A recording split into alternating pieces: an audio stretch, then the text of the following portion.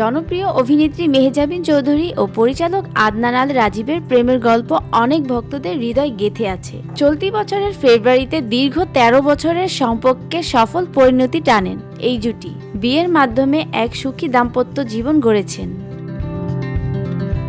বিয়ের পর থেকেই একসঙ্গে ঘুরছেন বিশ্বের নানা প্রান্তে, পাশাপাশি ক্যারিয়ারও ছাড়িয়েছেন সাফল্যের আলো। ভালোবাসায় মোড়া তাদের বিয়ের দিনটি যেমন ছিল স্মরণীয়, তেমনি আবেগঘন। সেই দিনের সাজ মুহূর্ত ভক্তদের মনে আজও গেঁথে আছে। বলিউডের সদ্য মুক্তি পাওয়া সিনেমা সায়ারা নিয়ে মেতে উঠেছে দর্শক। গভীর প্রেমের গল্প নিয়ে দর্শকদের মুখে মুখে এখন সায়ারা হয়ে উঠেছে ভালোবাসার নতুন নাম।